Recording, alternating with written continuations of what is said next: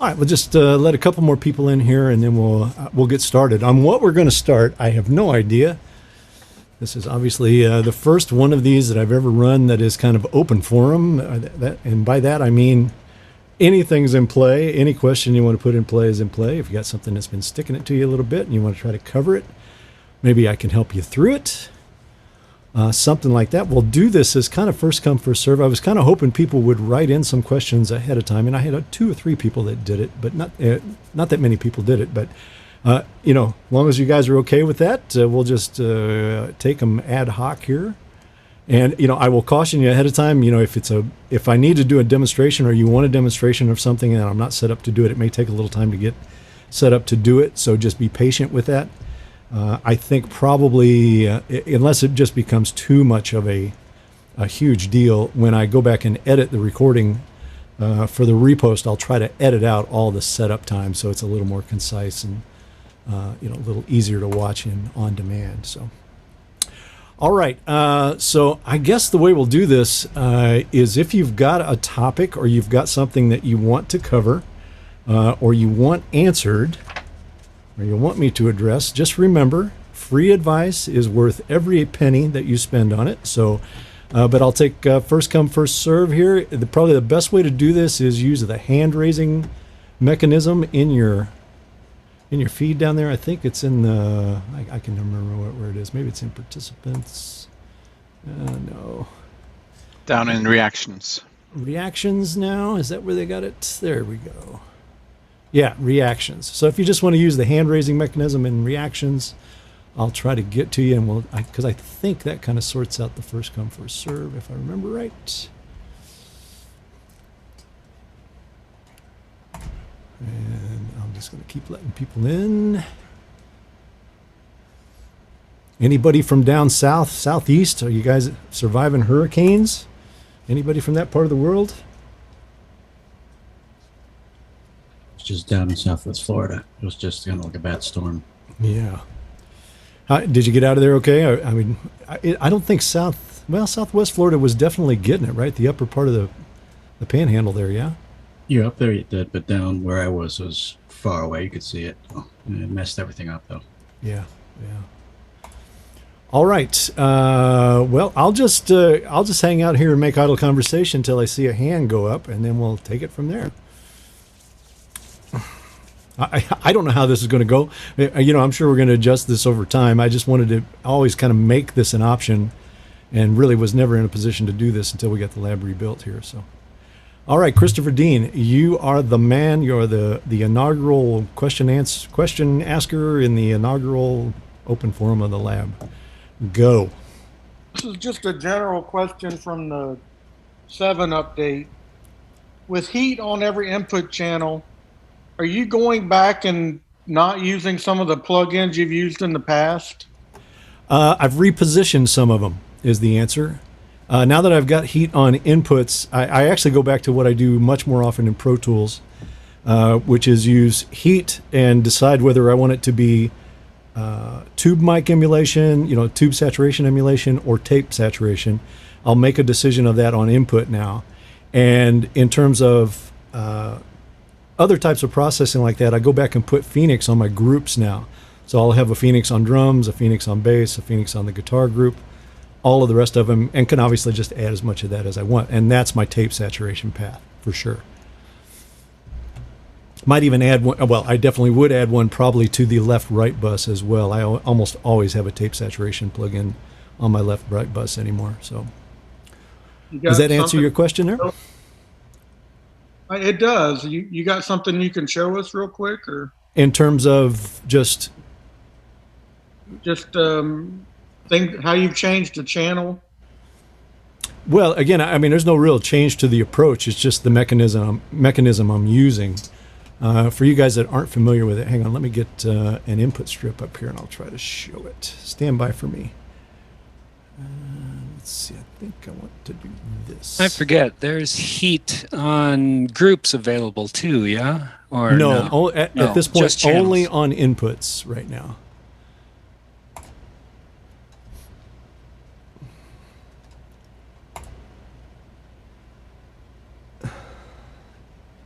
It's funny. The last couple of shows I've done was the first time on version 7 after not being on the desk for a while. And each time I keep sort of reminding myself, I'm like, oh yeah, I've got to check out the heat. And then I get through sound check, I get through the show, and then I'm like, I never checked out the heat. I never checked out the heat. I've done it twice now. Yeah, and I would caution you with it slightly. I think it's probably good to do this, is that, a little goes a long way. All of these saturation plugins like this, especially for tape saturation, even for tube mic saturation, etc., are relatively subtle. So, the mistake that I see almost everybody make when they first start using these is they want to keep turning the knob until it's like glaringly obvious that they hear it. Then they move on to the next channel and do the same thing. And the additive effect of that over, 32, 48, 64 channels, all of a sudden you'll start to realize it's like, wow, man, what's that thing that's going on in my mix right now? And it's the additive effect of all of that. Honestly, to some degree, it's really no different than oversaturating a mic pre too many times on the way to tape, or oversaturating and over compressing in tape, where all of a sudden you get it played back and it's like, wait a minute, what's going on here? I'll fully admit I had this happen on a session, one of the early sessions in my life that I produced. I was full blown producer on the thing and wanted to record the analog tape and then print it off to Pro Tools and mix, kind of mix in the box, kind of a hybrid of mixing in the box and on the console.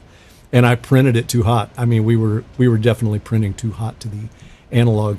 And by the time we got it back, it was just like, wow, how come I can't get some of this brightness off my overheads and my hi-hats and stuff, and they were just printed too hot. At the time it was going on, it sounded fine. I was just like, oh, this is going to be so good.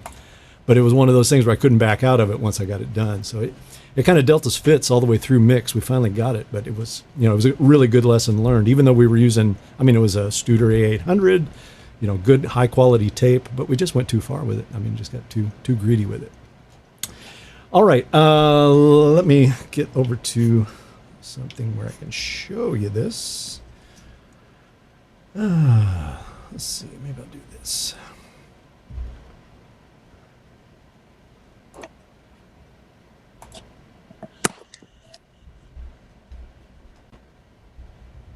Okay, you guys should be able to see a venue screen there, like a CTM, a channel touch module there, right?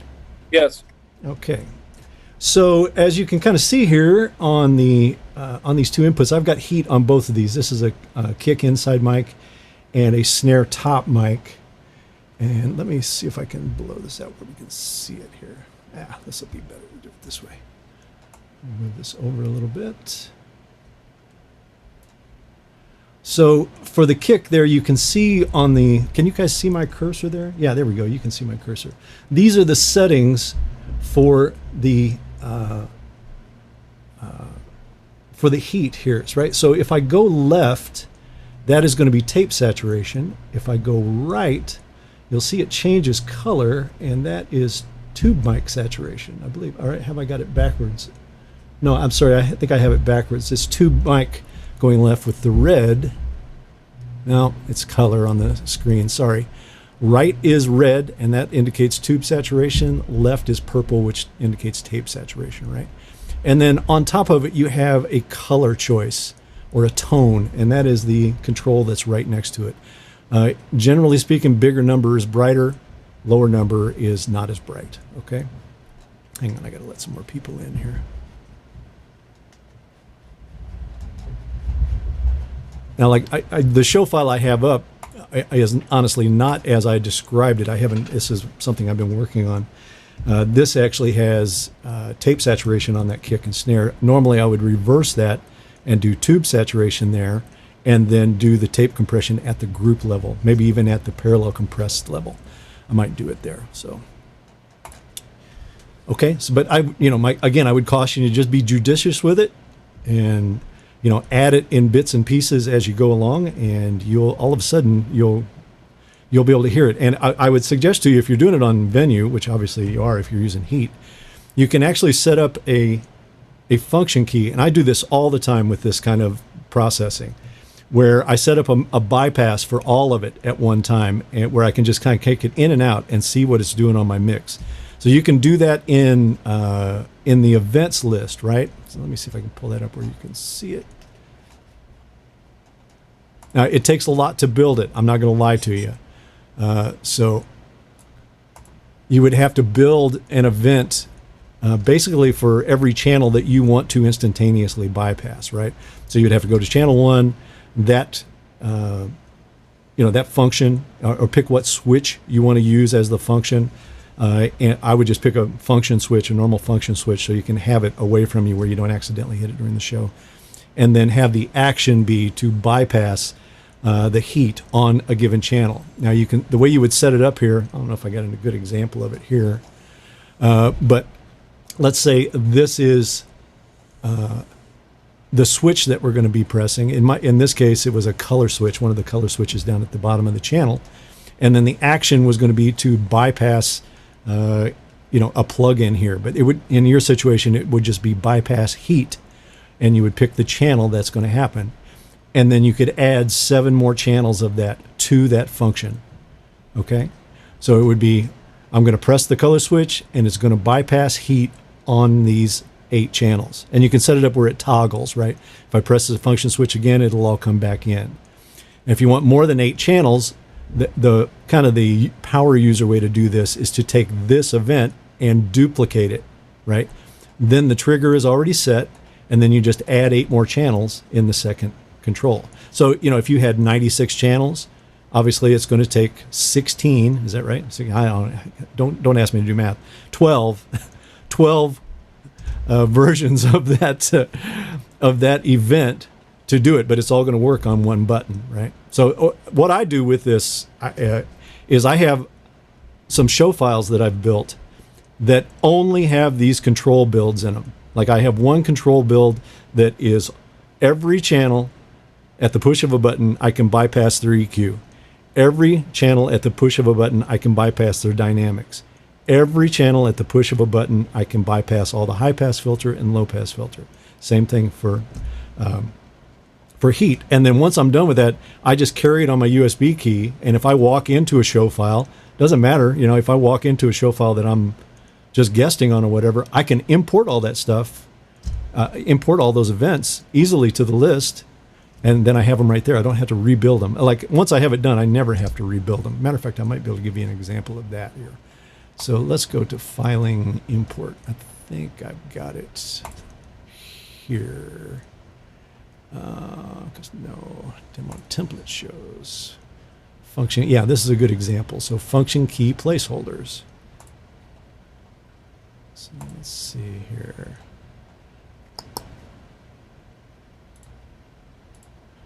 So I would import events here, right? So that is going to import, let's see here. Let's see if I can just do this. Yeah, so this is the wrong set. I don't have it on this show file. Or do I have it here? Maybe it's here. Yeah, there we go. So I'm importing these events into the show file that is currently loaded, right? Which was bypass channel processing on channel 1, channel 2, channel 3, channel 4. Now, the way I've done it in this particular set is bypass channel processing means all channel processing. Means heat, high pass, low pass, EQ, dynamics, everything that's in that chain, short of channel delay. Actually, channel delay might even be in that. But that eats up all 8 of those slots, so you have to do one for every channel then. Okay, so, but you can obviously go in, once you've imported this, pick which ones you want to turn on and off and make them available to that function key. I mean, it's really, once you get some of this stuff built, man, you can do some really, really cool stuff on your console and really be able to navigate really quickly and do some changes. So back to the original context, if I've got heat on a whole bunch of channels, I would strongly encourage you, and especially if you've got heat and tape saturation, then build 2 events for that and say, okay, what does my mix sound like without all the heat on it? Or what does my mix sound like without all the tape saturation on it? And then, kind of go back and forth and listen to them both again, add them both, whatever you need to do. But, if you're going to work with these kind of saturation qualities in your mix, like I said, they're so subtle and kind of build. The more channels you add to them, I would really encourage you to do that. Take the time to do that. Matter of fact, what I might do, I'll make the commitment to do this, but I don't know when I'm going to get it up. In the folder that is for the lab, I'll put the show files that have got my pre-built bypasses in it because they'll work on any console. So, because it's built all the way out. I think I built them all the way out to 192 channels. So, I'll share those with you guys if you want them. How's that for a deal? How is that? That was probably worth the price of admission right there. Thank you. Yeah, that'd be great. Yeah, I'll do that. As long as you promise that you'll go into the events list and learn how to use and build those things, man. They are just such money to be able to do those kind of moves. It's so money. As it was said famously in a movie, babe, you're so money and you don't even know it. So there we go. All right, let's see. Who had their hand up next? I did see another hand up. Who had it? Was it Denis that had it up? Yeah, go, man.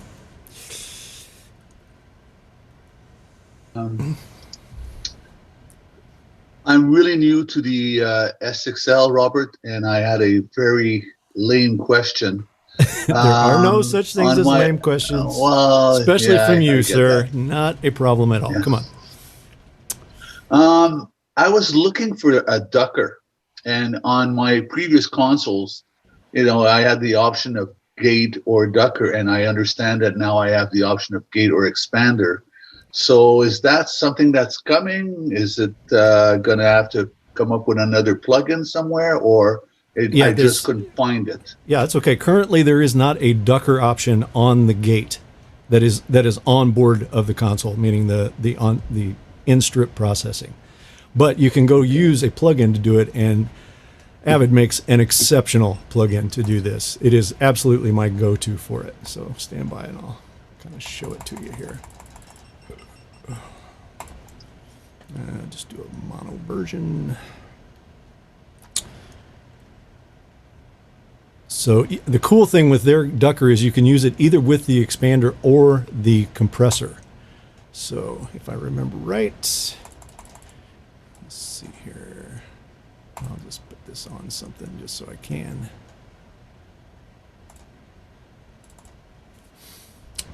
All right, so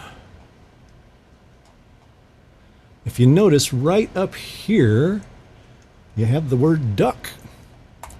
So once I go to that, then I can choose how deep I want that duck to be, where I want the threshold to be. You'll be able to, obviously, let's see if I can get some signal in that so we can do it here. Let's turn this off. Yeah, so you can see the signal there, and I can set the threshold for it, right? So as soon as that signal approaches that threshold, it's going to duck by this depth. Where is that? Oh, yeah, there we go. Right. You following me there? You with me? And you obviously got all kinds of sources for the side chain of that. You can EQ it, peak filter it, whatever you want to do there. But I love that one because it's just so easy to set up. Just nothing to it. Okay, then this brings me to my next question.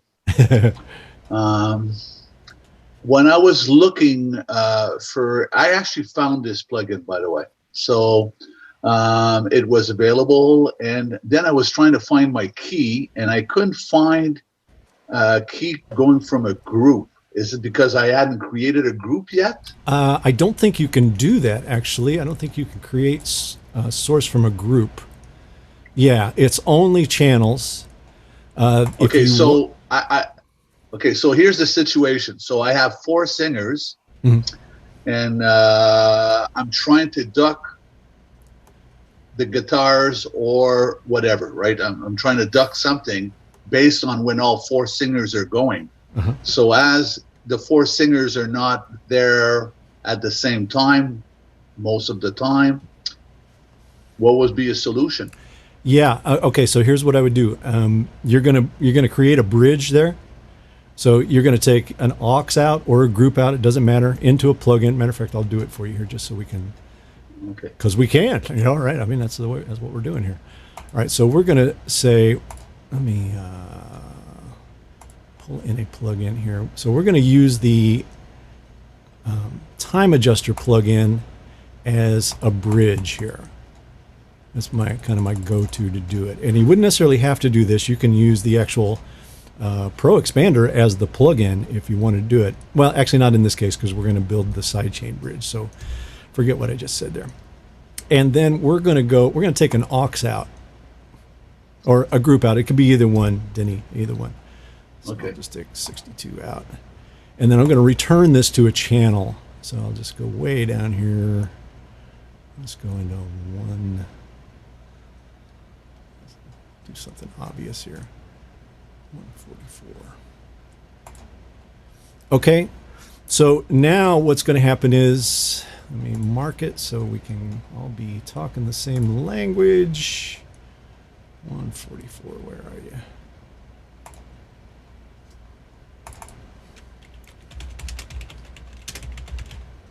All right, so I'm going to create a channel that's called Sidechain Drive now. And I'm going to take this aux. What was it? What did I say? Aux 62, right?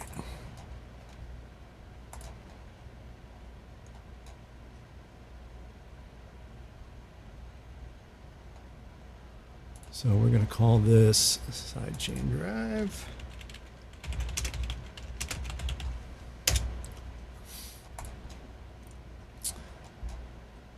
All right, and then when we get to this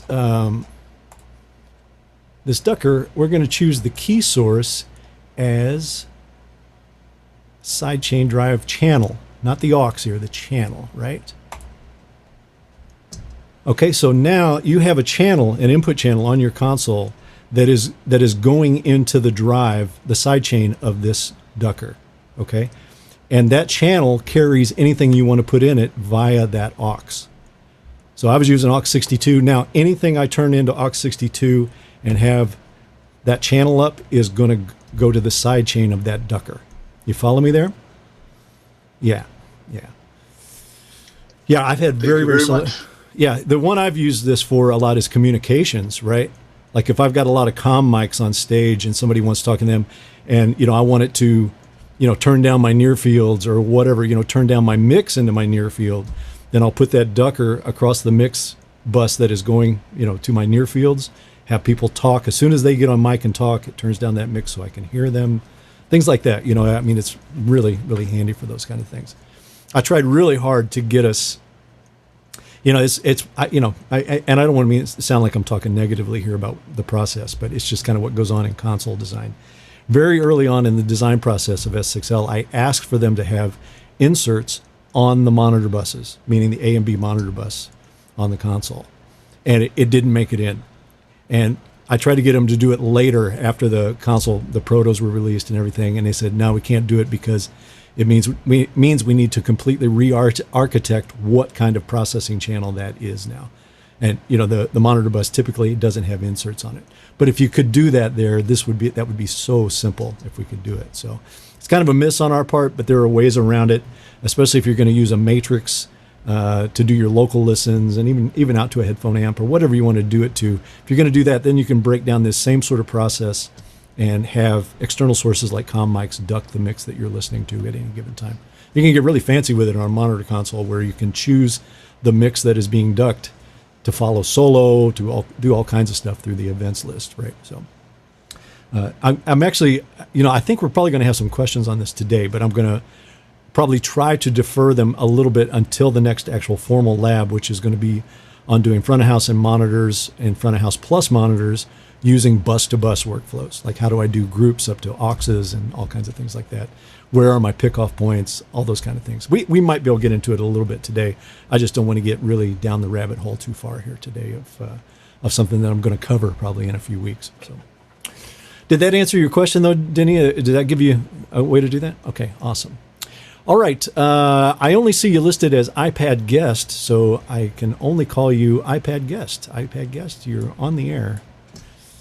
Yeah, this is Alex from Switzerland. Hi, Robert. Hi, Alex. How are you, man? Sorry, I was very quickly came in and didn't. I just missed to enter my name somewhere. I don't know. That's all right, no problem. Anonymity is an asset in the lab. That's all right, no problem. True, but I didn't do it. That wasn't the reason.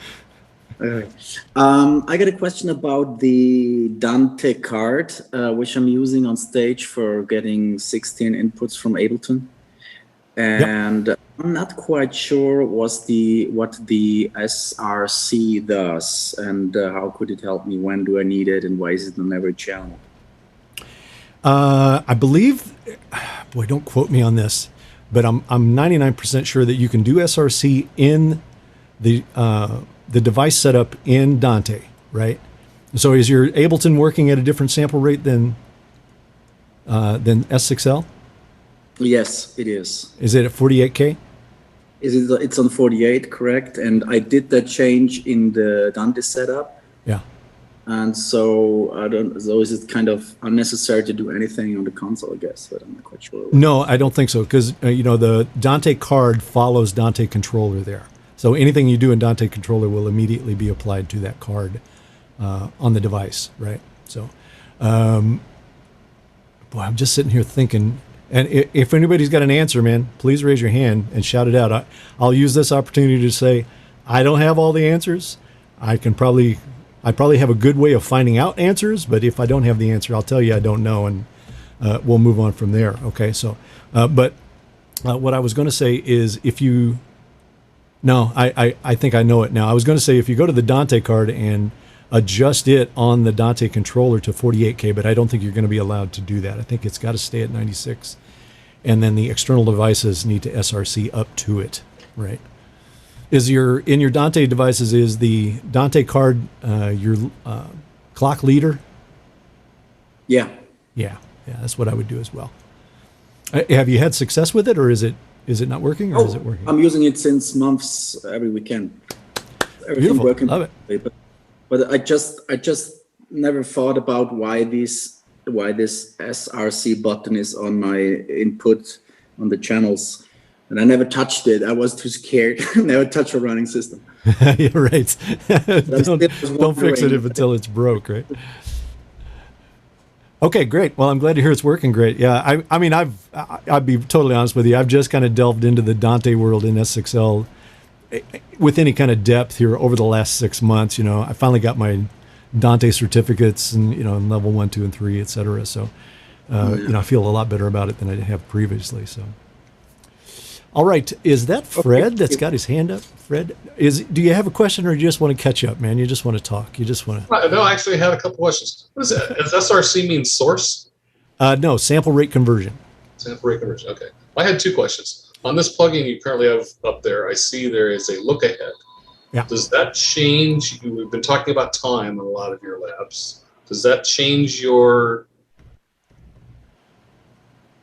how much that plugin takes up in time when you change that control? It will. That's actually a fantastic question, and I'm going to say it might.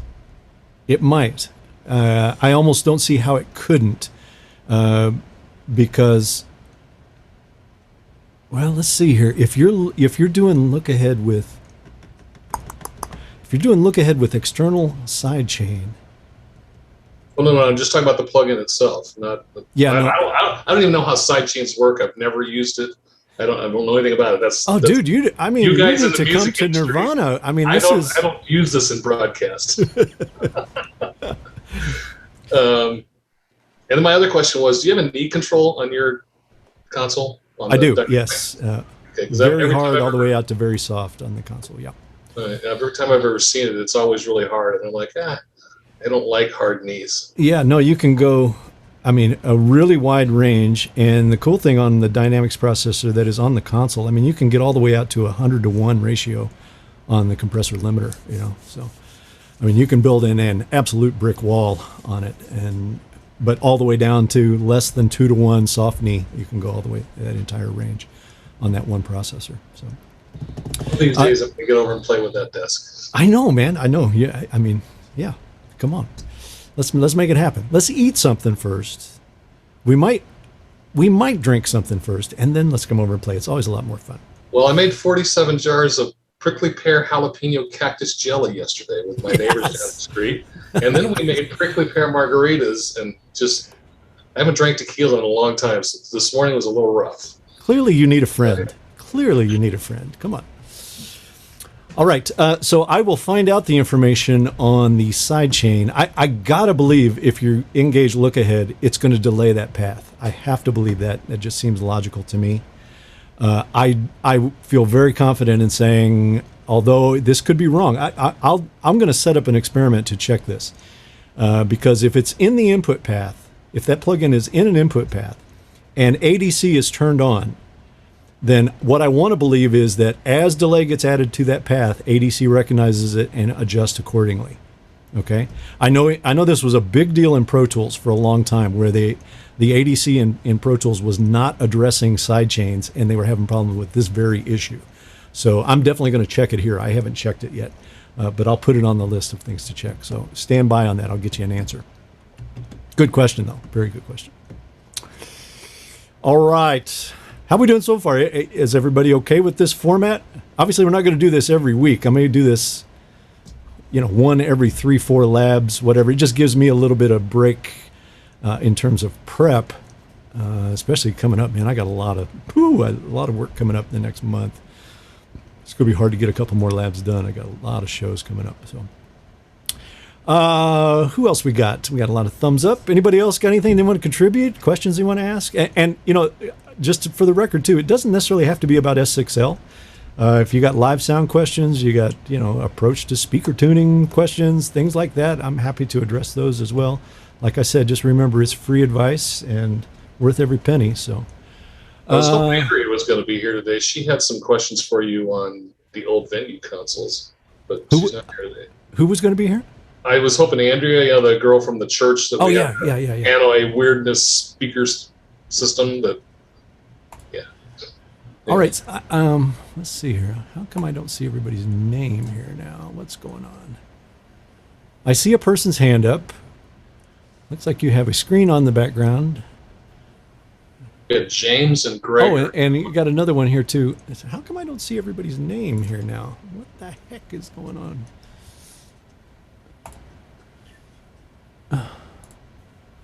Okay,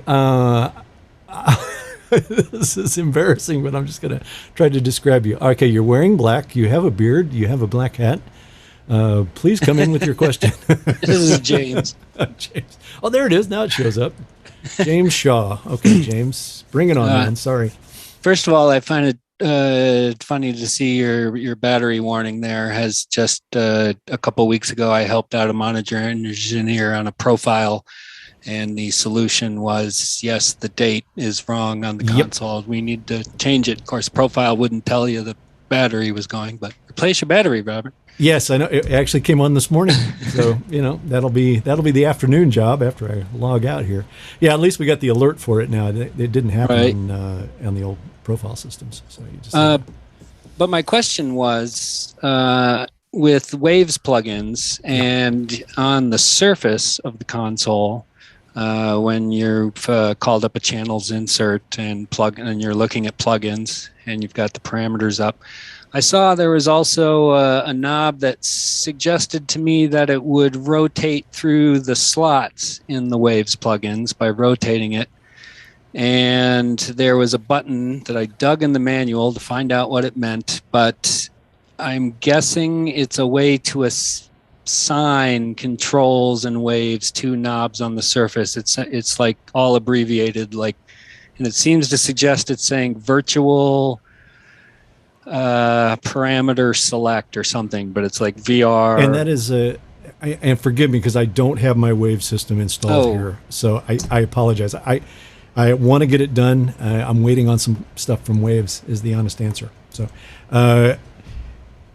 so the knob that you're describing, is it actually on the surface? Yes. Yeah, okay. It's on the, what do we call the surface again? The CM, you've got a fancy name for it. CKM, channel knob module. Yeah, CKM. Yes, on the CKM. Thank you. There's a knob that suggests, because it rotates through 0 to 5, and I'm like, I think that wants to rotate through the slots in Waves, but I can't.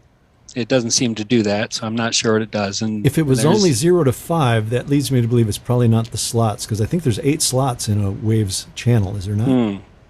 I could be wrong in the numbers, but either way, I was curious what that knob was actually changing, and then the button. I went digging in manuals, and I wasn't finding anything to help me out there. Let me see something. But if you've, it's kind of hard to describe if you've not got the waves up. Yeah, stand by for a second here. Let me just see what I can find out on this. I'm going to stop the share for a sec. Talk amongst yourselves.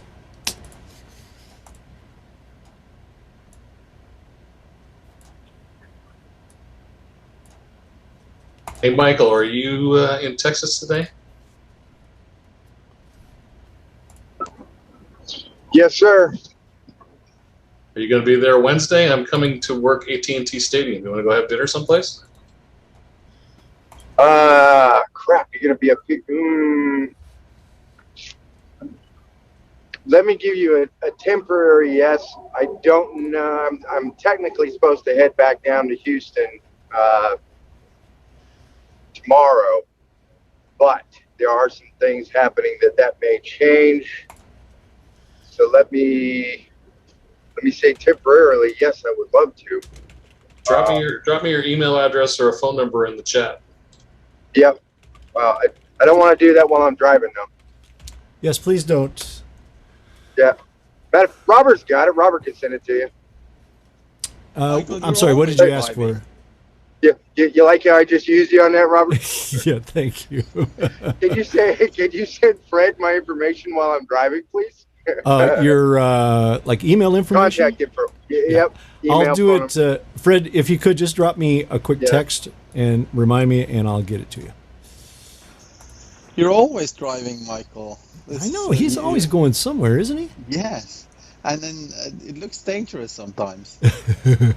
No. See, that's the thing, though. I don't sit here and look at the phone. I look at the road. I listen.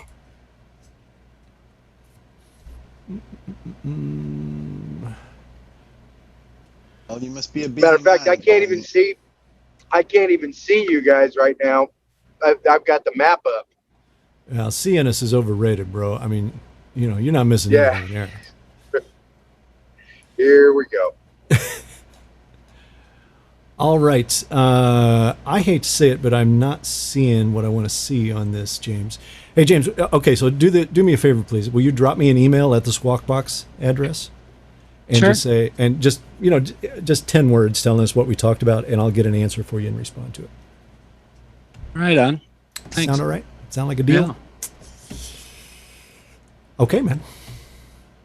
And hopefully by the next time I do one of these, I'll have my waves rig back up here. I just got to get my authorizations redone and get a reinstall. So, all right. Next person. I don't see your name. Oh, there we go. It's my friend Greg Baker. Greg Baker, what's happening, brother?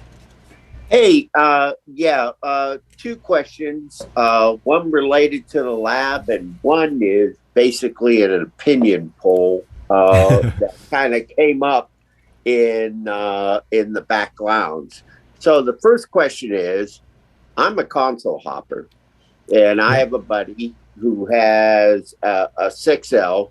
So I went ahead and put together a time-aligned template to match my show file, and it worked going to an SD7 and then going to a CL, a little bit with the CL, but then third gig was an M3 in a club. So, sorry, Yamaha? No, Midas. Oh, M3. a Midas M3. I'm sorry. Yeah, I'm thinking of. Yeah. You're thinking way back. Yeah, sorry, I was showing my age there. Yeah. So let me stop you there for a second, because I want to clarify one thing. So you did a manually delay compensated file? Yeah. So you have delay inserts or principles. Yeah. And I loaded it as a template, and the show file loaded great, but the template, might have said, what the hell is this? Oh, yeah. Well, yeah. I mean, you're not going to be able to load an S6L template on any other console, for sure. Yeah. But, but. I mean, you can take the same approaches. Get into bands who do clubs. And so how do you time align, especially on a Midas who, doesn't do samples, it does milliseconds. Yeah, I feel your pain there, brother. I feel your pain. I honestly, in those situations, but keep this in mind, Greg, because this is the thing that gets lost with a lot of people with these, this, even the concept of plugins. We use that term so loosely now, is that, in the Midas, that is, with the exception of using Waves or some other server out through AES 50 or whatever, that is a closed architecture, right? Right. Meaning you can use their plugins, which are already on their DSP. Right. So you don't need to time align there. That is already accounted for in their system. And if I remember right, I know they do this on Heritage. I just can't remember on the others. But they have some delay compensation, automatic delay compensation choices built in. But those only apply to the onboard processing, the stuff that is on that local DSP, right? Right. Same thing applies for Absolutely correct. Same thing applies for Digico. Same thing applies for Yamaha, etc. The only time those fall down is when you go outside of the console and back in, either through AES for a standard insert, or through AES 50 or through MADI. Any of those where you got to go out and back as an insert, their automatic delay compensation is not going to account for that. Yeah, and you can't do that live anyways, jumping into a console. You just can't. Yeah, it's tough. I will just give you my piece of advice. If I was console hopping every day, I would have all of my show files would probably be built right to the left-right bus, minimal to no external insert processing. I'm going to keep it hopefully simple but effective there. No aux bus to the subs? No, I could still do that. Sure. Yeah. Still do that. Yeah. Yeah, that's what I mean. I would probably build the same template mindset, the same concept, just build it in 3, 4, 5 different consoles and carry it with me, Okay. Yeah. Okay. Yeah, one template across all is not going to work, but you could definitely build templates of all the consoles. Now, it gets a little tougher outside of Avid land because of compatibility, right? I mean, I think even in Digico land now, they still struggle a little bit going console to console within their own line with the same show file. Right. Yeah, I found that Yamaha's way better than they used to be. 6 to a 7. Yeah. Yeah. Yeah. So we just out of survival had to make it that way. I mean, we just had to, especially working off of platform where everything is interchangeable. It's like, hey, the show files have to be unified there. You got to be able to use one show file on any console. It doesn't matter which one you use. Right. And show file, show file architecture, quote, quote, architecture is pretty much an open standard that, for all the manufacturers. What I'm seeing, I haven't run across a console that I haven't been able to load a show file. Yeah. The biggest challenge you'll have loading show files as a touring guy who's going out and console hopping, as you put it, which is a great term. I love that. Is, like if I've got my show file, my template set up where I'm doing 16 subgroups and 32 auxes, or if I've got my show file set up to go, all my inputs go directly to the left-right bus, plus this number of auxes. If that doesn't match their architecture, that their hard architecture, meaning what they've got patched into the console and patched in the stage tracks, you're going to have to adjust that there. Right. You're going to have to repatch to match their system. Right. And that gets doubly hard on a festival, right? If you're in a walk-up on a festival, that's why it almost demands. If you're going to, sound companies are privy enough to it now, or used to it enough now, where they usually will say to you, you're not just going to walk up and load your show file. That's just not going to happen at the front of House Riser. If you want to load your show file, send it to us. We'll prep it for the day. When you get there, that show file will be loaded and patched correctly, right? That's even happening, you show up early, on a walk-in outdoor anyways. Yeah. And you hand it to the system guy, and then they look at it, and it's different. But, the basics are there, and that's all you need, Well, and, again, everybody's kind of learned it, and they've learned it the hard way. And, I'll be the first to admit to you, this whole concept of, oh, yeah, we're only going to have one console on the festival, and everybody's going to use it. That was a pipe dream. Okay, that was a pipe dream. It was never going to happen. I was at Donington. It's one of those things where it's like, yeah, it's possible to do that. Why would you ever do that? That's not going to happen. That's no reality in that. But what sound companies learned over time doing that is they kind of went back, honestly, to a little bit more of an analog mindset, where all of the system drive, including equalization and distribution, is done outside of the console, right? So you don't have to rely on a console to do that. And that, because every console that mixes, let's leave immersive out of the conversation for a second. Every console that mixes at some point in the path gets down to the left-right bus. Right. So as long as you can get to a left-right plus a sub out of any console that shows up, I can take that and deliver it to the PA system, and off we go. Right. But if I've got all of that built into the output section of the console and then reload a show file on top of it, I'm dead. I'm done. Totally agree. The second question was, Bob and I are still going back and forth, and I think he's going back and forth with you. And it's an opinion question only, not related to the lab, but it's talking about, mixing backstage now in the days of COVID. And I would, we're soliciting more input. So, because he's going out on a major one, and the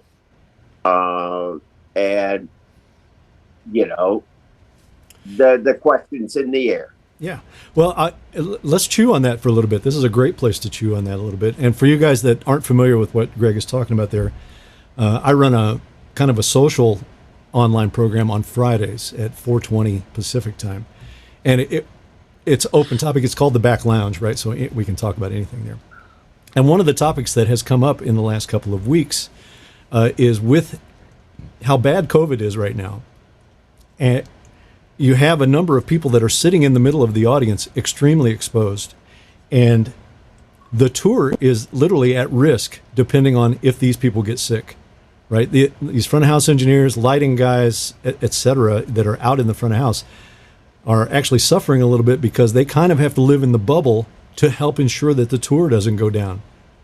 Not allowed to do as much on show days, et cetera. As a matter of fact, Sam Burkow even brought up the idea of they put up the weather tent at front of house now, and the drapes are down for the entire thing, trying to keep those guys safe in there. So it all drove the idea of, I was talking to Night Bob online here not long ago, and he mentioned, there have been tours in the past, there's precedent for it from people mixing backstage. Are we going to set up front of house positions backstage as a result of the virus to end up keeping not only just the people safe, but the tours going? I mean, look, you want the textbook example. We just had Widespread Panic cancel 3 huge shows because everybody in the band and the crew got COVID.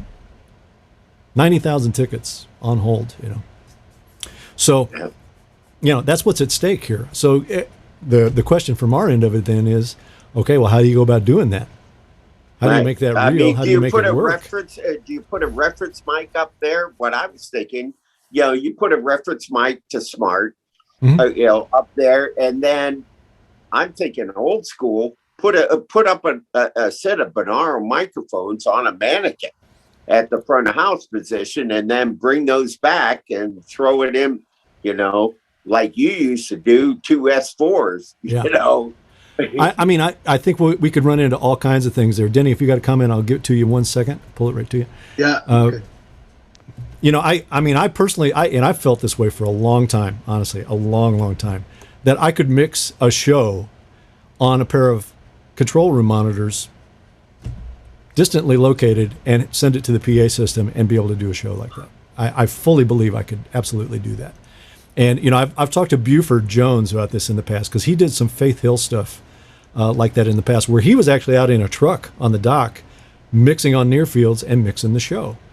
And we both almost said it at exactly the same time. It was like, I know if I'm doing that, I'll bet you I could pull together a mix faster than I can do it in the hall. Because then it's just a matter of getting the frequency response and the delivery of it sorted out in the room, right? So the morbid question becomes at that point, if you're setting up backstage to keep everybody safe, who's the poor guy you're going to send out front to have a listen and see how it sounds, right? Who we sacrificing today? But that said, I do believe you could put up analysis mics. I could certainly use Smart to get some sense of the transfer that's happening. how close is the PA to what I'm doing coming off the console? That would be totally valid. Would it be a huge adjustment for us to do it? It absolutely would be a huge adjustment for us to do it. Could it not be done? It absolutely could be done. You could absolutely do it, but it would take a pretty big adjustment for people. You talk about being out of your comfort zone. Put me back in a locker room, sending money, sending signal out to, 200 speakers. That'll get your attention really, really quickly. Denis, you had a comment there? Yeah. The Neumann head, which I looked into for this particular reason, once I looked at the frequency response of it, I had to rule it out because in the top end, it was just so unruly that it didn't make sense. So I wouldn't know what we would use to get a good ambisonic pickup in the hall. Honestly, I don't know either at this point. I mean, like I say, I don't know that I would throw up the binaural in my monitors and mix right on that by any stretch of the imagination. But, I would just worry about the mix, listening to it in real time coming off the monitors and make that good, and then have some way of validating that out in the room, right? To me, that's the best way to go. I mean, if I'm listening to the Sting CD, I'm pretty sure it's going to sound good by the time it gets to the PA, if the room has been quote unquote tuned properly and the PA has been put out properly. So as long as I can get a good solid mix coming off the console, I feel pretty good about my chances there. So let's see. I got a couple of the guys. James, have you got a question or comment on this, or you want to move on to another topic? I could briefly comment on this. I have done that. I'll ask you to before. comment on this, and then I'll come back to you for the topic switch. Okay. Great. So I have done that before, mix from backstage, but there was a number of factors. One, we'd already been touring with me out at front. Yeah. So it was established. The mix was established. The PA was known and established. And it worked out great. It was the reason we did it was because of weather and horrible protection provided by the promoter for front of house. So I said, well, then set me up in a dressing room. And it worked out fantastic. But another factor was there basically was no stage volume besides drums. So there was no monitors, there were no guitar amps, etc. And that made it work. Your essential. chances are certainly a lot better there. For sure. Yes, I did have to send out my tech, who was outside with the tablet, to radio in if anything's weird, and feel for you to adjust the PA to the room to compensate for. So we have to sacrifice somebody for that. But I think if I was doing it, and we were going to do that, who's the guy walking around in the audience with the hazmat suit on? That's my systems guy, right? So. But at that point, I would just turn the PA over to him and say, hey, make it sound right. Obviously within some sort of limit, because, if he goes out there and just cranks all the brightness on the PA, my gain before feedback is going to go crazy. But, so you got to have somebody, you got to have an adult doing that, honestly, for sure. Hey, Robert, what was that mic? What was that mic setup that was actually, it was like a crash test dummy, only it had the mic set up, where the ears would be on either side. Yeah. That's what Greg was talking about. He was talking about the Neumann binaural, which is just like that. Yeah, it looks like a crash test dummy. And again, I think I could use that as reference. I might want to just pull it up and go, okay, what's that sound like? Okay, and over time, you would develop the ears for that and go, okay, I know what's happening there. Over time, where you're listening to something in acoustic space versus just coming off the console. Yeah, I mean. Way back in the analog days, I did Todd Rundgren at the Ohio State Fair with that, back in the trailer, 100 yards back, because we were broadcasting to Warner Cube cable. So I said, screw it, we'll do it both at the same time. And it worked, I think. Everybody loved it. Well, it's like I said, I've done it before, and I actually prefer the perspective in the near fields. It's like I can hear, very clearly what I'm doing right there, in terms of what's going out. Then it's just down to getting the PA to deliver it properly. I mean, the times I've done it, really most of them, actually almost all of them, were in the 80s. The early 80s. I did it a couple times in the early 90s, but it was almost always in Latin America. It was down where it was just like, okay, it's sound quality, COVID, that's not in play, whatever. My life is in danger if I'm out there. Okay, so I'm not going to go out there. Let just set me up over here and I'll mix, you know. Yeah, rock bottom. Yeah. So, you know, I would just set up a little mini PA, you know, kind of backstage, especially if we were in stadiums. I would set it up at the other end of the stadium and just go back there and try to create my own little world. It wasn't, don't get me wrong, it wasn't Nirvana by any stretch of the imagination, but it was, you know, safer than getting pelted to death. So, Gear, you got a comment on this topic, or you have something else coming? Both, so I'll do the comment. Yeah. I just put a link in the chat to B&K, Brill and Care. They have a torso with proper ears and microphones inside the ears. So if you had the money, you could ask to borrow it and test, because I think B&K has some rental system, so you can actually rent it and test it and see if it's a viable solution. And then that is much cheaper than to die from COVID. Sure. Samantha, if you're still in, thanks for coming. I appreciate you showing up here. Thanks. I am, yeah. Thanks. Have a good one. Yeah, thank you. What was I going to say? Oh, somebody had posted in the chat here, you know, how many tours already have a roamer? I would say every tour has a roamer. If they're a tour out of any size, everybody's got a roamer to go kind of roam the room and even make some adjustments if they need to do it right. So that's not uncommon. The tough part, obviously, would be like just keeping them safe, right? I mean, you know, now you're not sitting in the middle of 18,000 people. You're out roaming around in the middle of 18,000 people. So, you know, you're actually exposing that person pretty dramatically. So, you know, it might require, you know, I can think of things where it's like, okay, it might require that we put up multiple microphones to be able to look at multiple places in the room and just kind of make sure we're okay and see what's going on. But I got to be honest with you guys, I don't think this is out of the question by any stretch of the imagination. And I would tell you almost unequivocally, if a tour brought up this concept and said, okay, this is the way we can ensure that we stay on the road, they will demand it. They will do it. Absolutely. They will say, okay, from now on, we're working from backstage. Video guys, get yourself a big video monitor, put a camera out front so you can see your show, and call it. Here we go. You know, the lighting guy becomes a video director for all intents and purposes at that point, right? All right. Well, this is going problem with that good, is, man. I like how we're doing this here. Sorry, go ahead. The only problem with that is if COVID ever gets under control and we all feel comfy and happy, those promoters aren't going to want to give up those front of house seats anymore. That's a very salient point there. That's a point driven from years of experience right there, and you're probably right. Yep.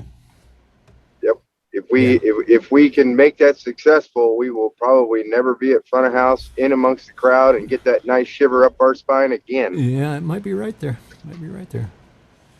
I think, you know, I honestly, I think that would come down really for the most part to the artist. You know, if you've got artists that are so money hungry, you know, they'll just, you know, let it go that way. But, you know, most artists would, if they have any kind of relationship with you as an engineer, and you could say to them, look, okay, I can assure you the show is going to be much better if I'm mixing it from out front than from backstage, you know. So they would have the pull to say that. But that said, man, I've dealt with plenty of accountants where you just go, do you even care about what's going on out here? And they go, nope, I'm here to sell tickets, period, end of story. Yep. We call them the grumpies. Yeah, I won't use the word that we call them, but that's a whole nother story. It's a whole other set of stories. All right, let's see, Nigel, if you're still there, looks like you got your camera turned off. Or who was it that had the question earlier? Nigel, you got a comment on the topic? No, hello everyone. Hi. I had a situation that I emailed you on, reference using these consoles to do monitor mixes with groups. Yeah. And I realized that on the digital consoles I can do that, but on the 6L consoles I can't. And I was looking for a way around that. If you're on venue consoles that have software version 7.0 and later, they have a full bus-to-bus workflow on them now. right? So you can send auxes to groups, groups to auxes, any combination of the above to do that now. So if you can just get on the latest version of software, you can do it on S6L. Okay, I didn't know that. Yeah. It just released around last October. 7.0 was there, and we're in the process of doing, or at least I'm in the process of doing labs that are focused exactly on that workflow. So I'm just gonna, I don't want to dig into it today because we're so late here, but All right. Probably the next formalized lab will be on front of house and monitors or monitors using bus to bus. So just stay tuned to the lab. Come to the next Sure. one. And I'll cover it in total. Sure. Definitely. Okay. Nice Thanks a set of lot. pictures you got back there. Where are you there? I'm at actually home? in a rehearsal room in Miami, in Florida. Oh, great. That looks great, man. That looks like a fun place. Yes, it is. It is. Nice. Okay, so Nigel, thanks, and check back with us on. I'll get to that topic for sure. Will do, definitely. Thank you, man. Thanks for showing up today. Appreciate it. All right, James, you were going to change topics there and get us on one, and then I'll get to gear right after you. I think it was James Shaw. Yeah. There we go. I was wondering if you had any tips or tricks with going from 24s to 32s and layouts. Yes. I wish I had a really, really good answer here for you, but we've got one hiccup in that process. But still, it's better than the way it used to be. So I don't know if you know this, but all consoles now, all S6L consoles offer 48 channel layouts. So it's not like a situation where on this console you have a 24 channel layout, this console you have a 16 channel layout, this one you have 32. They all have access to 48. So if you build with that in mind, like when you're building your show file, build thinking S6L, 48D, and then as you go to the smaller consoles, then you can adjust your layout easier. Because the challenge we have with it right now, I'll see if I can show it here. Let me get to this. Stand by. Let me get a screen share up, and I'll show you the issue. And I'm actually begging the development guys to fix this. So just hang in there. Absolutely begging. Uno. Bibi, Jepsingan. No, David, we want. Stop or mute your mics, fellas, please, if you can. Mute your mics. Yeah. Let's see who's open here. I think it's Nigel. Is it Nigel? Oh, yeah, I think he got it. Or did he? Yeah, maybe not. Fred, I sent that. Let's see here. Thank you, buddy. That is this guy, I believe.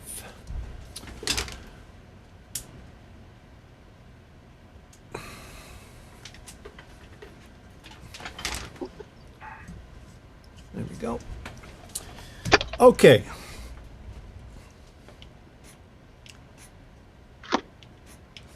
All right, so what you're looking at here is a 48D, and this is a custom layout right now. Okay, so if I would have laid this out in 32D, it would come up exactly like this, right? Or if I would have laid it out in 24D, it would come up exactly like this. Meaning whatever I had selected or placed in channel position 1 on the 24D would show up in 1 here. Okay, right on down the line. And I have the ability to nudge this as a layout now. So if I go into 8 and I nudge, I'm moving in 8 channel segments here, right?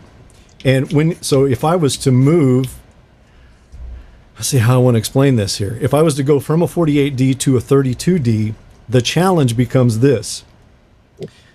8, 16, 24, 32. So if I move to a 32D, this is where my channels would stop, right?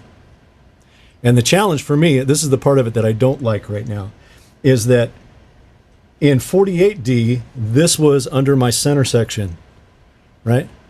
In 32D, once I go to 32D, this is under the center section now because of the smaller layout.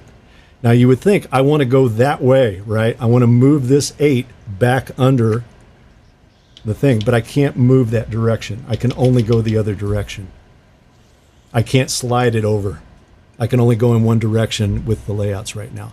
So I'll call it a bug. It's just a miss in the development of it. So the only way you can do this is when you go from 48D to 32D or 24D, and you want to get the same 8 channels under your middle section, is you got to go and drag and drop it, right? So that's the bummer. Short of that, everything else is great with it. But if you're really concerned about keeping the same 8 channels under your center section, then that's the challenge that you have to deal with. It'll be able to be solved as soon as both of these lights go green, and you can manipulate it either way in the layout. But I got a feeling that it's one of those things that sounds simple in coding, but it's not, because I think you're essentially, well, I don't even know that. I shouldn't say that. It's speaking above my pay grade.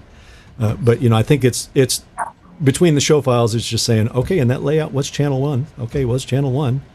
It's channel 1 in all of the layouts, right? So it would have to be kind of smart enough to go, what is under the center section? Let me make that the same every time I load, regardless of what show file. Now, the trip up with that in SXL land is that for things like 16C, there is no center section, right? There is no MTM, right? So what do you put under there? Which 8 do you choose to put under there? So that becomes the challenge. It's not an easy solution, but there's a lot worse, a lot tougher corners to be backed into there. But does that answer your question in terms of the layouts? Because all of them have 48 available to you. You just got to pick where you put them. Yeah. No. That all made sense and whatnot. It was going from I'd set up on a 32D and I'd done layouts on the console to fit, and that was great. And then I've got to show on a 24. Well, I went through it all and I was like, I can rearrange like such, and and trying to bring like the most important things to the top layer.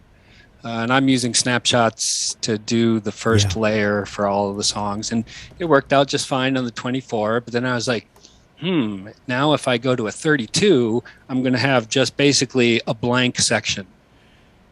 Because if you set them up on the 24, but that's that's not true, because if you sorry, I was going to say, if you set up on the 24, right? Let's say this was your 24, right? Yeah. And you set up your layout there. When you go to the 32 now, this will be sitting in the first 24 channels, and 32 will be, 25 through 32 will be blank. Yeah, that's what I was saying. And the problem is you don't have the ability to move it this way. Yeah, which is no biggie. I'd be like, okay, I'll leave that section alone. I don't need it. Well, that's the easier solution, because the granddaddy of the challenge there is, if you have a lot of snapshots built with different layouts in it, you can't propagate that shift into the layouts. Yeah. Now, here's what leads me to believe we're going to get to a cool solution with it, because you can only move it one way, right? So if I moved it this way, then all of my layouts are going to keep that adjustment, right? So all we got to do is be able to say, I don't want to move it that way. I want to move it this way. And then all the layouts will keep that adjustment in the nudge, right? Mm-hmm. So I'm going to ask, just be patient. I think we're going to fix that over time. But the blessing of all of it is to have the 48 channels and use it accordingly. So here's how I do it. It's not perfect by any stretch of the imagination. But if I had a show file that I'm going to go and going to go from 32D to 24D, and I know it, then I'm going to go create a 24D show file and move all these channels down and start it here. I mean, it's a pain in the patoot. Don't get me wrong. I'm not. Which is what I did. Yeah. It worked fine. Just took some time. Yeah. Takes some time. Yeah. Hopefully we'll fix that. I really feel confident that once we get some development resources back, those teams back up and running at full strength at Avid, we'll get some of those problems sorted out, because that hit us right before pandemic shut us down. Yeah. Thanks for that. Yeah, sure. That's a great question. I'm sorry I didn't have a better answer, but I know that we are aware of it and going to try to fix that. Gear, I think we're up to you, my friend. We're going to go for another, I don't know, maybe 10 minutes here or so, and then I'm going to have to shut it down. But I have a question relating to automation and how you use snapshot automation. Okay. Can you speak a little bit into the strategy that you use when you have a show, you have each song has their individual snapshots with whatever needs to change, and then you halfway through the show you realize that you need to change the EQ on the singer because his throat is gone or whatever. How do you then manage that so that it flows through wherever it needs to flow through? And then, that's the first thing. And then, so you want to be here for another hour? Is that what you're saying? Yes. Okay, I got it. No, I All want to right. go to bed. I'm tired. Yeah, you're the one up late. I'm going to keep you up late now.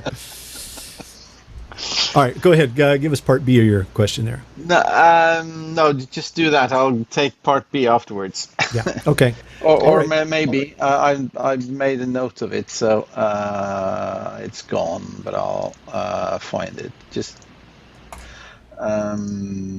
it was here. It was here. Yes. So do you have an apply all update? So yes. Yes. And then well that would take care of it. But then let's see, you change the order. Let's say you have a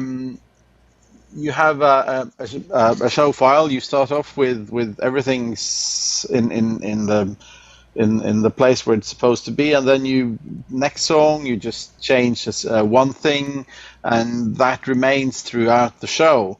But then you change the order of the songs, and then the changes aren't happening at the time where they should, and you need to go back. It gets messy. Yeah, and the explanation here was messy. I mean, Yeah. Look, I mean, the What's your Achilles strategy heel for surviving this, is basically? Yeah, the Achilles heel of any automation process is when we get thrown curveballs, right? Okay, now all of a sudden they've just jumped 4 songs ahead in the list, etc. What are the ramifications of that to my recall? Or, okay, we're 4 songs in, the singer's lost his voice. How do I make an adjustment now, right? So let's come at this from a couple of different angles first. I'll start with just this premise to kind of get us going here, and I've used this, and we're going to kind of go on the premise here that we're working on a show that is repeating, right? We're in day 1 versus day 10 versus day 400. It's essentially the same show. How do we manage it going forward? Okay, so this is not a one-off that we're talking about here. So usually when I'm going to do this, let me see how I want to show this to you and do it effectively here. So let me do this.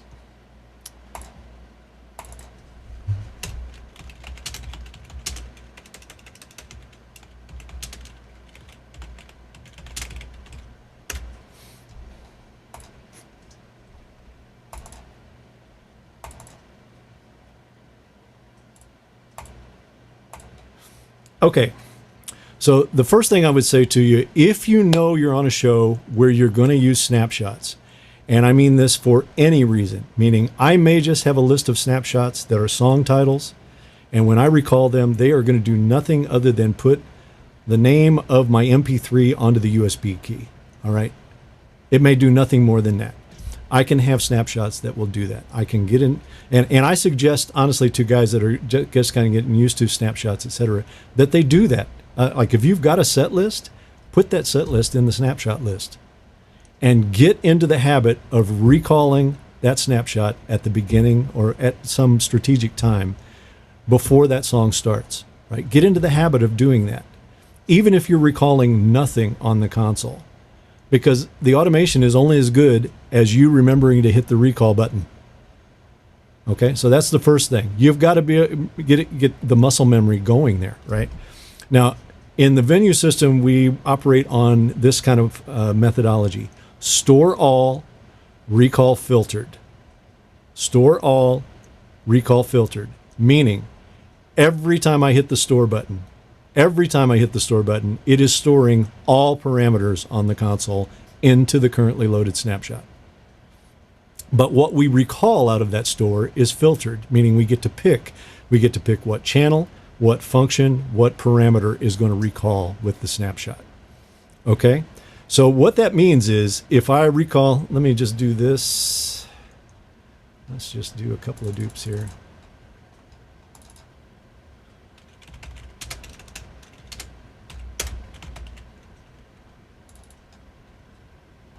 This will definitely take us to the end of our time together today.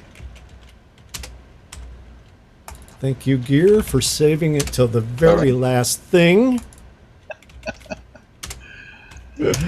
That's all right, though. All right, so one amendment to what I just said. When I hit the store button, it will store everything on the console with the exception of plugin parameters. All right. If we're going to have plugin recalls that are going to happen, we need to add those plugins to the snapshot scope in order to make that happen, right? And in the right-hand side here, you can see a list of plugins that I have added. All right. So every time that I hit store now, it's going to store all parameters on the console, including these plugins, right? And now when we go to hit the recall, it's going to recall those parameters on those plugins as well. Okay. Now, can we operate the plugins without the snapshots? Of course you can. Just don't add any to the list. Then they're just manual settings, and they'll stay as long as you leave them alone, right? If you want to go change them, you can. It's just like a piece of gear in an outboard rack at that point, right? So if you want to do that, you can. And there's nothing that says you wouldn't have to. So I'm going to do this just to kind of prove my point here. So we'll start out in a complete manual mode. So I'm going to remove from all snapshots.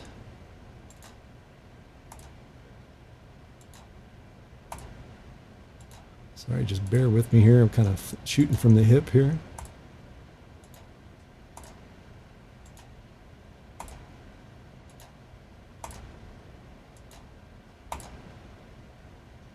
Okay, so now none of these plugins or none of these snapshots have those plugins in it right now. So right now, even though I'm going to be recalling snapshots, it's a completely manual console, completely manual effects processing. Okay? All right, so let's get to song one. Okay, we've recalled song one. Nothing has changed on the console from sound check. We're sitting exactly where we were at sound check. But once we get to the end of this song, we're going to say, hey, I like that. I'm going to store that. Store. Okay. Now we want to recall snapshot 2. Next song starts, recall snapshot 2. Nothing has changed on the console. It's sitting exactly where we left it at the end of song 1. Why? Because we have nothing scoped. No plugins scoped, no parameters scoped, no channels scoped. At the end of song 2, we're going to say, ooh, boy, I really like what I did there too. Store. Now we've stored everything on the console except for the plugins, right? Go on to song 3. Rinse, lather, repeat. Mix song 3 right from where we left off in song 2. Store if you want to store. I would store. Store in song 3 and off you go. Okay? You follow me so far? Okay. Now, what happens... Yes. What happens if we want, like in this situation, we'll do this over a couple of different scenarios here. What if the singer loses his voice and we've got to do a dramatic EQ change and level change on the system? Well, no big deal, right? We haven't recalled anything anyway. We're completely in manual mode. But now we're going to make that change. And when we hit store, we've now stored the vocal setting for when he loses his voice in the next snapshot. Let's say he lost it at song 4. I'm just going to recall that and then store it. This is now our EQ change. Well, I ought to actually maybe try to actually emulate this here, but I'll just try to talk through it here first. All right, so now we've got a different EQ stored in song 4 for the vocalist than we do in song 1, 2, 3, and 4, right? Okay. So, but again, nothing at stake, no big deal. We're not recalling anything right there. Now, if we come back tomorrow night, and we start at song 1 and go right back through. Remember, we're operating in manual mode here, so there will be nothing recalling. All right. Now, we could at some point say, well, okay, I've kind of got this together now a little bit. Let me take my drums and add my drums to the scope, and I'm just going to do faders and mutes there, right? So now, actually, I got to do that for all of these snapshots here. I've got to select them all. We're going to add fader and mute recalls for the first 8 channels. So now when I recall snapshot 1, it's going to put those 8 channels, their faders and their mutes, where I had them in song 1 the previous night. If I go to recall song 2 now, it's going to put those 8 drum channels, fader and mute, where I had them in song 2 now. Right? Everybody with me so far? Because remember, all that information was stored in there, we just hadn't decided to recall it yet. Right? Now, what if we get to a point where we say, ooh, I recalled song 3, but I didn't really like where my drums ended up there. I actually prefer where they were in song 1. How do I get them from there to there?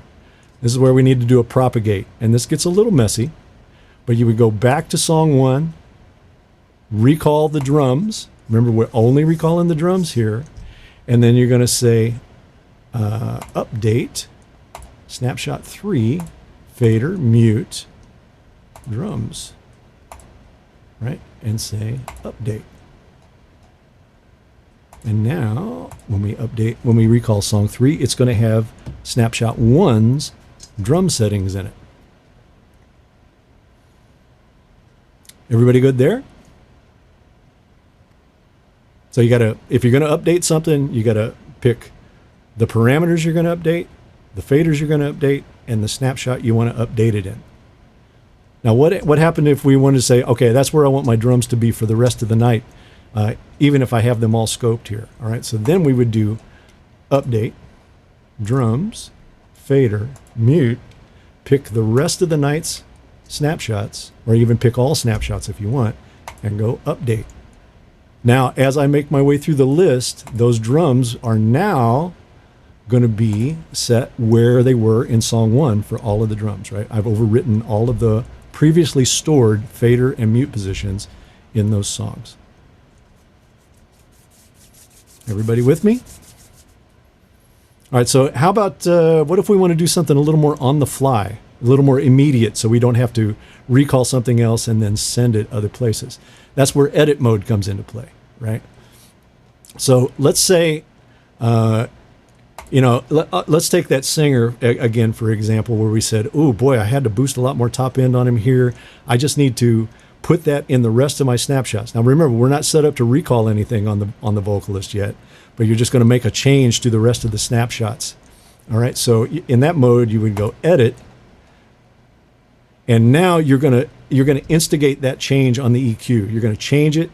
This is anything you do on the console now is going to be part of this edit. So be careful, because you don't want to throw a lot of other changes at this, right? This would be where you want to do a real-time edit. You're going to go edit, make the change, and then pick the snapshots that you want to send it. And now you've got to decide, do I want to do an absolute edit on those other snapshots, meaning I'm going to overwrite all of it here, all of it position for this vocalist, all of the EQ for this vocalist. Actually, I think I need to do this. No, actually, I don't even need to do that. I'm sorry. This doesn't matter. It's just going to make changes to whatever you touch and change here. And then say absolute or relative. So absolute obviously takes and puts the remaining snapshots at the absolute values that you're at right now on the vocal. If I want to do relative, then it's just going to do a relative change, right? Meaning if I've got 6 dB of gain on the vocalist on the high end here, but the other ones had 2 and 3 dB, well, if I do relative change, if I add 2 dB to the current setting, it's just going to add 2 dB to all the other stored settings. It's not going to overwrite them. It's just going to add a relative amount of level, right? Now, the place where this falls down with regard to EQ is it doesn't work for frequency.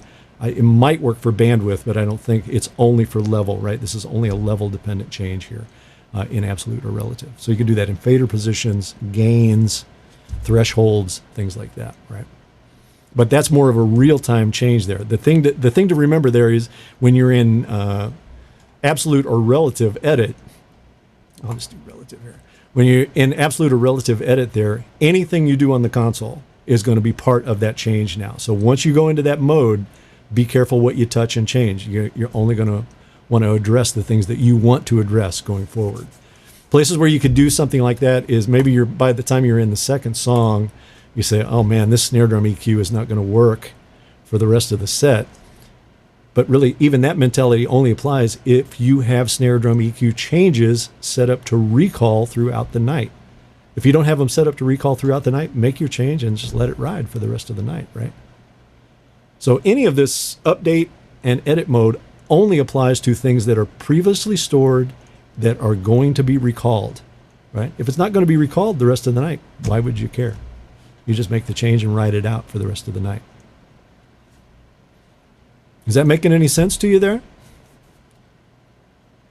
Yes, and the question then becomes, you don't change anything except for one song, and then it moves because the set list moves. Yeah, Changes. if you've got it set up to recall, it doesn't matter where you put it in the set list, it'll still recall it. Yeah, but you don't want it then for the next song, for example. Is it set up to recall in the next song? No, but you recall, you have, yes, so let's say you do a change on something in song 2 and you change it back in song 3, but then you start with, you flip song 1 and 2, so you will have to do, so when you do song 2, it is correct. I'm with you there. So the change back on song 1. Yeah, the way I would do that is you've made the recall. We kind of call this a hangover setting, right? So let's say I've recalled a special EQ on the vocal, and the next snapshot does not have a vocal recall, right? So it keeps the last recalled settings, right? But I need it to not be there. I need it to go back to its previously recalled setting, right? Is that where you're at there? Yep. Yeah. So that actually is really easy to do in this architecture. And the way you would do that is recall the snapshot. The carryover EQ is going to be there. Go up and select EQ and select the scope, or select the channel scope. Let's say the one I've chosen here is that vocal. So now if I go channel and EQ and hit recall again, it's going to recall the previously stored EQ there. Right? Because it was already stored there. You haven't stored over it. No. You just haven't recalled it. Remember, every time we store, every setting on the console is stored there. So that previous EQ setting is sitting there waiting for you to recall it. Okay, yeah. The way I was doing it was to have, for that song where I knew things were going haywire, I was having a reset cue at the end of the song. Mm-hmm. But this sounds just as fun. Yeah, now the thing to remember here now is once you recall that EQ on that channel and you're in that snapshot, then unscope it again. Yeah. Right? Because that way the next time you come back, it'll be right again, right? Now especially if you put your set list back in order, then everything will be okay. Right? What you wouldn't want to do is recall that odd EQ for the vocal, recall this snapshot, and then at any point store this, right? You would want to make this change first. You would want to say, oh, I forgot. I got to get back to this EQ on the vocal. Recall, take this out. And now from that point forward, I can store in it again, and I will have kept the original, the desired EQ on the vocal, right? I'll tell you where this works really good. What really drives home this point, I've done this, kind of teaching this with other guys, is if they inadvertently make a preamp change, because very few guys actually scope preamp changes into their snapshots. They just, they usually set one preamp and let it go and then not scope it. Just say, I'm going to work it. But let's say they've been storing snapshots, as we kind of talked about, and don't realize that the actual stored setting for the preamp is actually in the snapshot. All you've got to do is recall it. So if I make some wild change and go, oh, damn, I just screwed up my preamp gain on the vocal, whatever, for this big elaborate chain that I have. How can I get my preamp gain back? Don't do anything other than go and scope the channel, scope pre, and hit recall, because that stored preamp setting is sitting in that snapshot waiting to be recalled by you. And then same sort of thing. Once you've done that, then unscope those two channels and you're back off to the races, right? It'll bring it right back where it was originally stored. You with me? Yep. And that's kind of the beauty of store all recall filtered. And how do I know this? Because in the very first days in Venue 1.0, we completely screwed this up. we completely screwed the pooch here. And I did one whole tour with it this way, where we had it. Honestly, it's very similar to how some of the other companies do it, which was store filtered, recall all. Right? Where you're going to select what you're going to store in every snapshot. And there's a part of everybody, I think, where logically you think, that sounds right to me. Why wouldn't I want to do that? But it is the king of all the carryover, settings then. It's like, well, wait a minute. Why am I recalling? Okay, I recalled this. Why is this, or why isn't this changing now? Well, it's like you stored it, but you haven't set it up to recall it. It threw me for a loop big time in the early days. And I, as well as a lot of other mixers, kind of went back to the guys at Avid and said, fellas, we got to change this. This is just creating havoc out here. We need to move to store all, recall filtered. That way we don't have all these hangover settings and all this kind of stuff here. And it honestly, it was work well done. It's served us very, very well over time. So. Nice, thank you. Yeah, that's a great question. That's a perfect open forum question there. All right. Well, we're right on an hour and 30 minutes here, so I'm going to knock it on the head here, fellas. Thank you for making this a success. I hope this format is okay for you. I'll just encourage you, tell other people about this if they've got questions and they want to come in and get it answered. I'll answer it the best way I know how to answer it. If in the future you want me to cover something that's kind of in depth or might take some setup, please send me the scenario in the Squawk Box email box. You can even send me your show file if you want, and I can load it right up here, and we can go through the challenge for you if you want to do it. I can load probably just about any show file here, especially once I get my wave system back online. I'll be able to load just about anybody's show file here and actually do some meaningful work on it. So if you want to do that, just send me the show file in the Squawk Box, and we'll feature it on the open forum, okay? All right. So, when you talk about us, talk nice, and thank you for showing up. I hope this was helpful to somebody aside from Robert. gear. So, thank you. Hey, I have Robert, one more James question. Shaw has his hand up.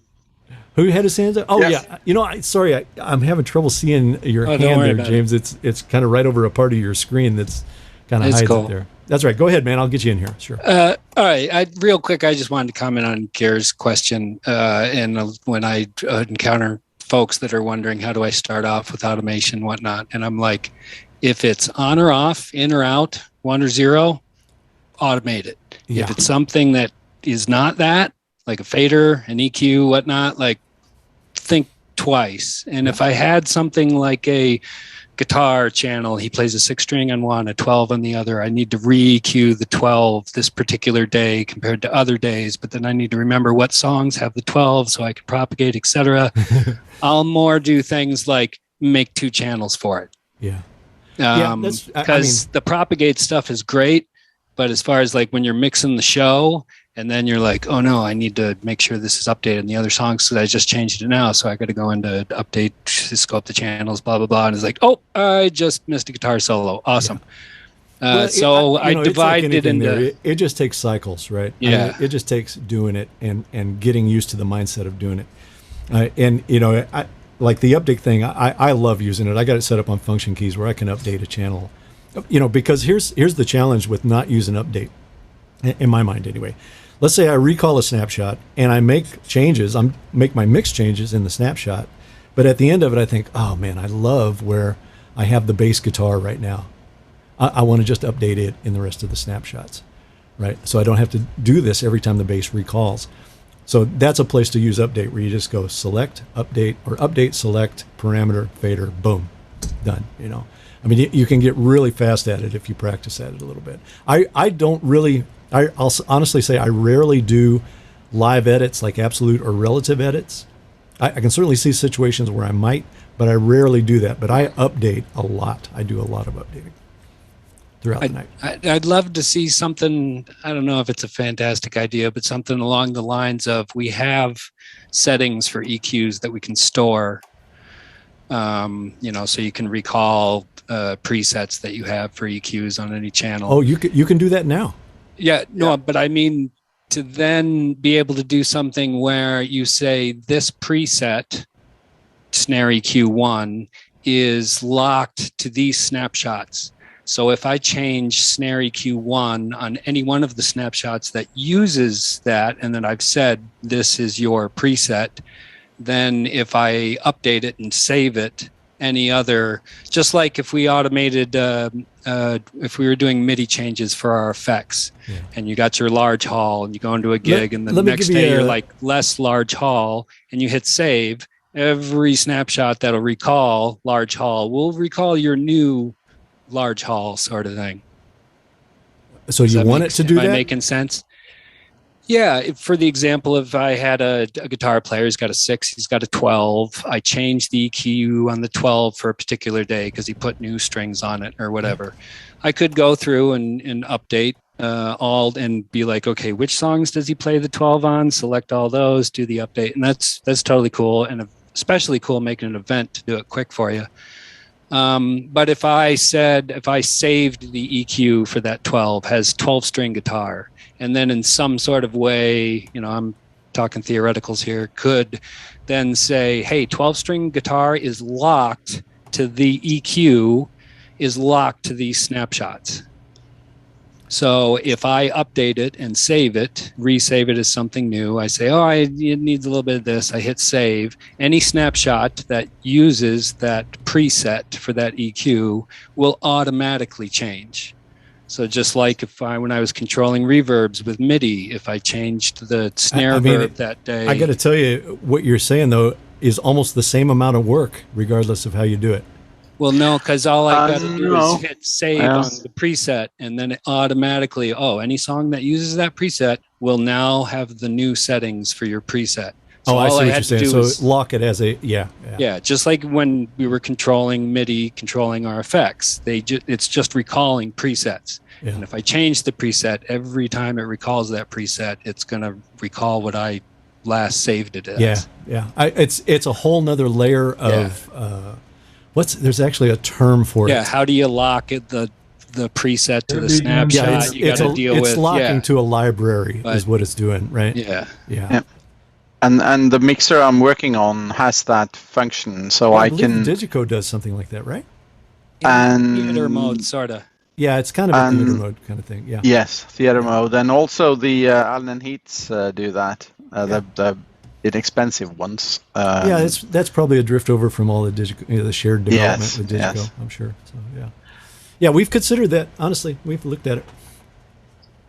We'll probably do it at some point, I would think, once we get some development back. I mean, especially as you start to see S6L creep into more and more and more theater. If we get a bigger foothold there, the situation will just demand that we do that. So yeah, I'm sure we'll do it. It's used much more there than it is in music production, for sure. It's but, also. I would say to you, as an alternative to this, it's not an absolute for it. But one thing you could absolutely do is have an EQ set up. Let's say it's called New String Day for the 12 string or whatever, where you could store that EQ, right? And then have that be the only thing recalled in a snapshot, and have it be a momentary snapshot. Okay, so you could say, okay, it's New String Day. Every time you would have to do this manually if you're not willing to update the snapshots. But every time I get to that song, I'm going to press the Y button on that channel, and it's going to load that EQ.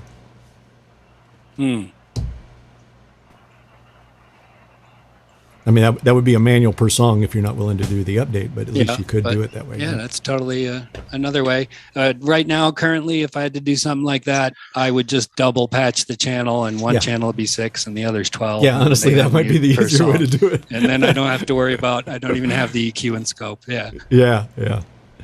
We're so channel rich anymore. Why not, right?